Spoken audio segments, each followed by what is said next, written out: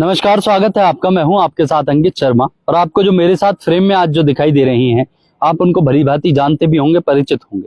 अखिल भारतीय वीर गुर्जर महासभा के राष्ट्रीय अध्यक्ष अनुराग गुर्जर आज हमारे साथ है। चर्चा जो करनी है वो करनी है कि नितिन नामक एक युवक शीलमपुर दिल्ली के जो निवासी है, वो हरिद्वार हर की पौड़ी से आज और कल या एक दिन पहले परसों वो गंगा जल लेकर चले हैं।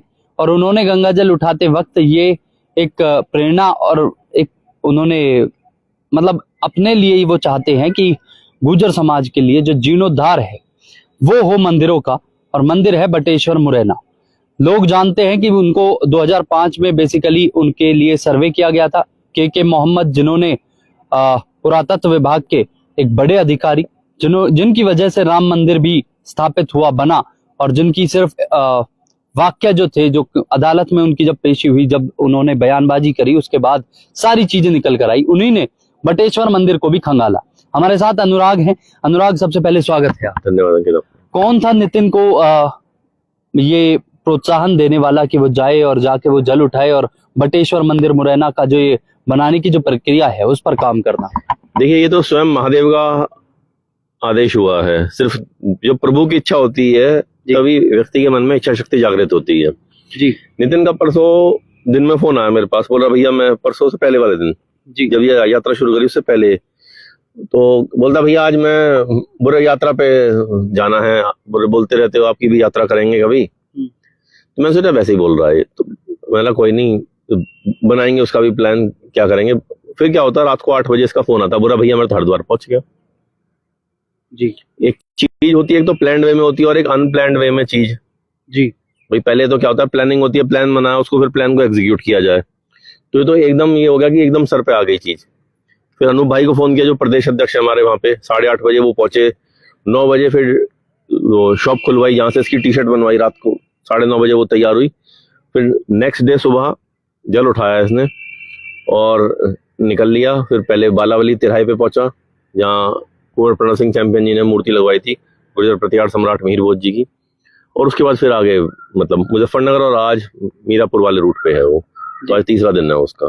क्या बेसिकली वो क्या चाहते हैं, क्या मन में एक धारणा है, क्या कैसे होगा? क्या बटेश्वर मंदिर के जीर्णोद्धार के लिए क्या नितिन का जल उठाना ही सक्षम होगा, या उसके अलावा भी कोई जद्दोजहद करनी पड़ सकती है? देखिए, इसके लिए तो प्रयासरत हैं सभी। और सबसे बड़ा जो प्रयास किया, देखिए इसका सर्वे जब आर्कियोलॉजिकल सर्वे ऑफ इंडिया बना, डॉक्टर अलेक्जेंडर कनिंघम जिन्होंने बनाया आर्कियोलॉजिकल सर्वे ऑफ इंडिया, सबसे पहले उन्होंने सर्वे किया था इसका।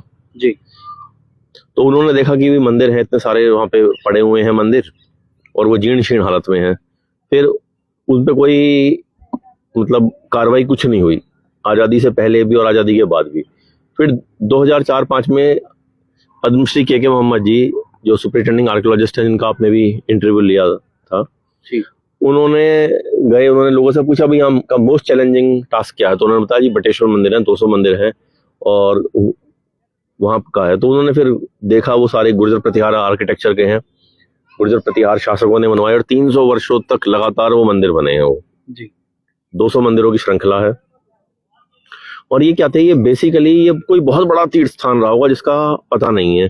क्योंकि इन्होंने क्या करा है, जहां जहां पे देखिए सनातन का जो रिवाइवल कहा जाता है वो गुर्जर प्रतिहार को कहा जाता है। क्योंकि यूनानी आए, उससे पहले और भी मतलब विदेशी आक्रांता आते रहे, चीनी आए, जो भी आए मतलब, तो उन्होंने देश पे हमला किया। यूनानियों ने बहुत भयंकर हमला किया था। उसके बाद शक आए, काफी उनका हमला हुआ। हूण आए, उनका हमला हुआ। तो ये लगातार चलते रहे हमले, और उन हमलों में क्या हुआ, सनातन संस्कृति का एक तरह से विघटन शुरू हो गया। जी। मगर जब सत्ता गुर्जर प्रतिहारों के हाथ में आई, जब माउंट आबू पे जो यज्ञ हुआ, वहां पे इनको अग्नि को साक्षी मान करके प्रतिज्ञा दिलाई गई कि आपने इस सनातन की रक्षा करनी है। शंकराचार्य जी ने इनको मतलब बोला कि आप करोगे इस सब चीजों को। जी। तो उसके बाद फिर उन्होंने दोबारा रिवाइवल शुरू किया। तो जैसे यहाँ पे पेहोवा जगह पड़ती है कुरुक्षेत्र में, वहां पे मंदिर है विश्वामित्र का टीला। विश्वामित्र जी, वो तो सतयुग की बात है, तो उस समय का स्थान था वो। फिर जब आक्रांताओं ने हमले करे, लोगों को ये दिखता है कि भी अरब, तुर्क और मुगलों के आक्रमण से ही टूटे मंदिर। जी। जबकि उससे पहले भी जो और जो वही सदियों से जो विदेशी हमलावर देश पे आते रहे, जैसे बता कि यूनानियों का जो है अलेक्जेंडर जो था, जिसको सिकंदर बोलते हैं, उन्होंने बहुत मतलब तबाही मचाई ऐसे, मतलब उनसे पहले भी।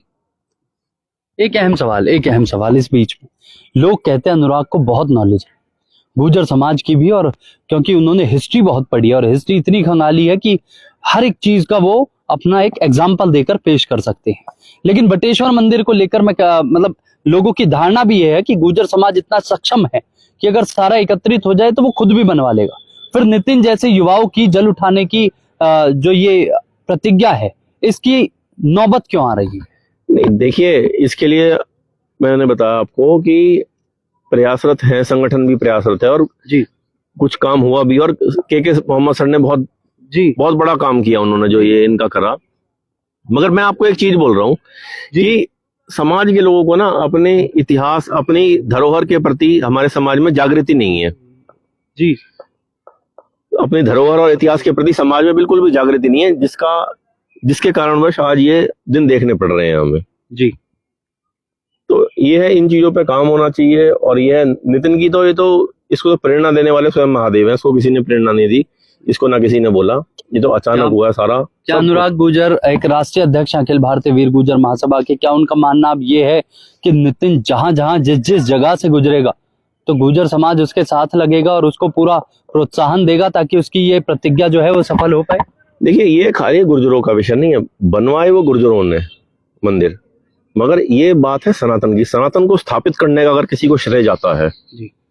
दोबारा, मैंने जैसे बताया कि यूनानियों के आक्रमण हुए और हुए उनसे पहले, तो वो जो बीच का जो गुप्ता के काल के और सल्तनत काल के बीच का जो काल है, वो जो गुर्जर काल है, जिसको गलत रूप से भाई राजपूत काल कह के पढ़ा जाता है, क्योंकि राजपूत नाम का कोई वर्ड मिलता नहीं है 1300 पहले इंडियन हिस्ट्री में, कहीं भी नहीं मिलता। तो इन्होंने इतना बड़ा कार्य किया इस सनातन के लिए, इतनी बड़ी धरोहरें बनाई, इतना बड़ा। अब जैसे यहाँ पे जो कुतुबुल इस्लाम मस्जिद है जो दिल्ली में महरौली में, अब वहां देखो उसके जो स्तंभ हैं वो सारे गुर्जर प्रतिहार कला के हैं, वही शैली के हैं। यहाँ तक कि आपने राम मंदिर का बताया, वहां भी जो खुदाई हुई, जो भी अवशेष मिले, वो गुर्जर प्रतिहार कालीन ही है सारे वो। तो इतना बड़ा काम किया, जिनका इतना बड़ा योगदान, जो सनातन के ध्वजवाहक रहे, उनके इतिहास को मिटा दिया गया। और आज मतलब ये देखिए कि किसी की भी उनकी तरफ दृष्टि नहीं है, और इसके लिए सबसे ज्यादा मैं दोषी मानता हूं वो हम अपने, भाई हम, अब हमारा पूरा समाज ही दोषी है। मैं आपको क्लियर कट बताऊं, मैं आपको, हमने उन स्थानों पर जाना छोड़ दिया अपने पूर्वजों के। कई जगह क्या हुआ, झूठी कहानियां बना दी गई कि भाई ये भूतों ने बनाया, यहाँ मत जाओ, ये है वो। सिर्फ एक छल, एक षड्यंत्र, एक प्रपंच के द्वारा वो लोगों को वहां जाने से रोकने का प्रयास किया गया। और अब हमारे समाज को जागरूक हो जाना चाहिए और अपनी धरोहरों के लिए उठ खड़े होना चाहिए जी। आप ये देखिए, जब के मोहम्मद सर ने निर्भय सिंह गुर्जर, वहां जो डकैत था, दस्यु था वहां पे जी, उसको बताया कि ये आपके पूर्वजों के मंदिर है, उसका एकदम हृदय परिवर्तन हो गया। उसके बाद जी, उसने सहयोग किया उन मंदिरों को बनवाने के लिए। और जो वहां पे जो मूर्ति जो है, जो बटेश्वर में जो हनुमान जी की जो मूर्ति है जी, ऐसी पूरे विश्व में मूर्ति नहीं मिलती है। वो क्या है, वो अपने पैरों के नीचे उन्होंने उसको कामदेव और रति को, मतलब अपने पैरों के नीचे, मतलब काम वासना सबको उन्होंने ध्वस्त कर दिया है। तो मतलब इतनी बड़ी प्रेरणादायक चीज है। और 200 मंदिर वहां पर, आप ये देखिए आसपास पूरा क्षेत्र जो है वो गुर्जरों का क्षेत्र है, पूरा गुर्जरगढ़ कहा जाता था, पूरा क्षेत्र गुर्जरों का है। और वहां भी समाज के लोगों का भी बहुत उदासीन रवैया उसके प्रति। हम पहले भी पंचायत करके आए, वहां पे बता के आए, मगर लोगों का कुछ वो नहीं है। तो ये है कि ये इस पे काम हो, इस पे लगे। और मैं बता रहा हूँ, आने वाले समय में इसको वर्ल्ड हेरिटेज साइट में इसको इंक्लूड करवाना, ये हमारा लक्ष्य रहेगा। और इसके लिए हम आर्कियोलॉजिकल सर्वे ऑफ इंडिया के बड़े बड़े अधिकारियों से मिले भी हैं, और उस पे जो हमारा वर्क है वो भी चल रहा है। और ये सारा जो भी काम हो रहा है, ये सब के मोहम्मद सर से प्रेरणा लेकर ही हो रहा है। जिस चाहे मुझे प्रेरणा मिली, चाहे नितिन को प्रेरणा मिली, इसमें के मोहम्मद सर बहुत बड़ी शक्ति हैं। उन्होंने वो स्वयं, मतलब आप ये देखिए, महादेव के भेजे हुए हैं वो, जिन्होंने इतना बड़ा कार्य किया। नहीं, बात यहाँ धर्म की नहीं है। एक चीज, एक अहम सवाल है, आपने बहुत बड़ी बात कही कि वो एक महादेव के और भगवान के पार्षद के रूप में, यानी कि एक उनके रूप में आए और उन्होंने कहीं ना कहीं लोगों को अवेयर, महादेव के संदेश वाहक के रूप में आए हैं। महादेव ने भेजा इस समाज को जगाने के लिए। जब देखिए, जब वो निर्भय गुर्जर जैसा जो एक दस्यु था, दुर्दांत दस्यु था, जिसके मतलब सब जी। प्रशासन भी जैसे थर थर कांपता था। तो देखिए जब उन्होंने उसको बताया, जी।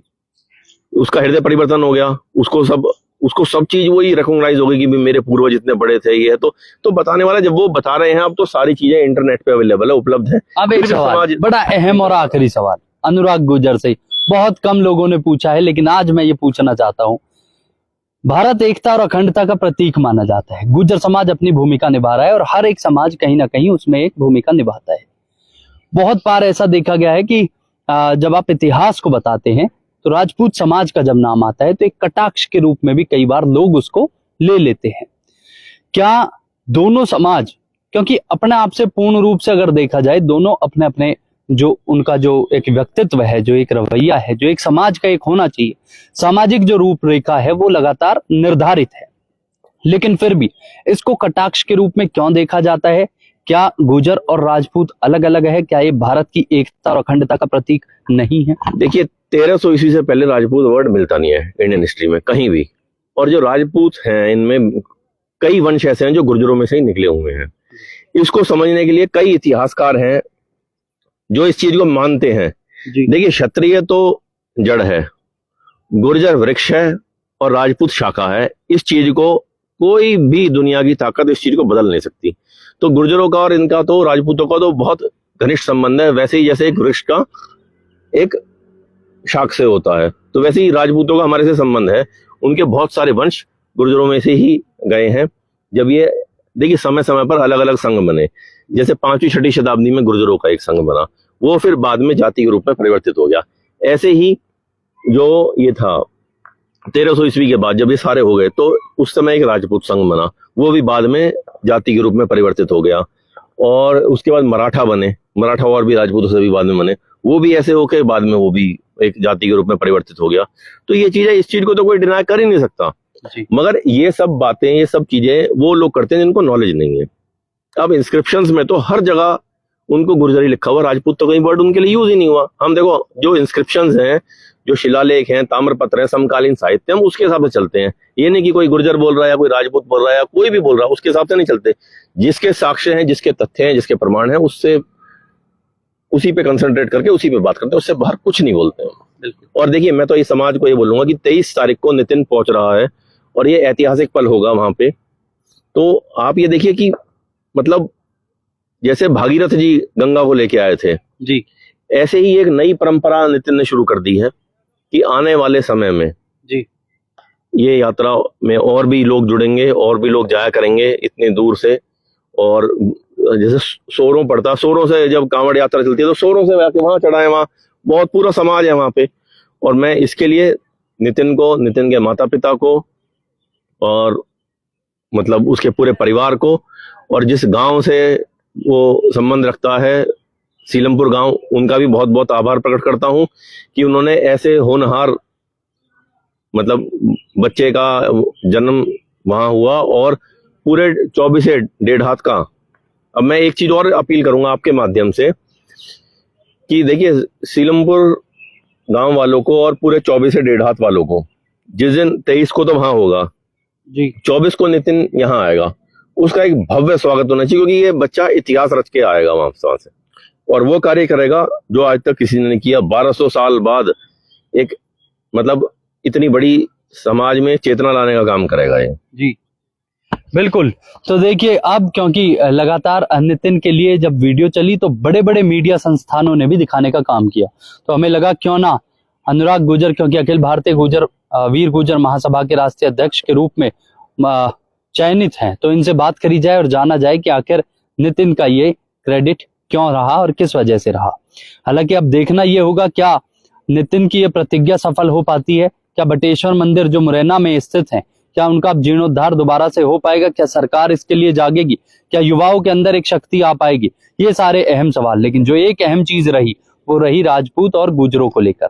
उस सवाल का भली भांति जवाब दिया अनुराग ने और कहा कि एक पेड़ की शाखा के रूप में है, कोई भी अलग नहीं है। भारत की एकता और अखंडता को मनाने का काम हर एक समाज करता है, हर एक धर्म करता है। आप देख रहे थे न्यूज हेडलाइंस। अनुराग आपने समय दिया उसके लिए बहुत बहुत धन्यवाद।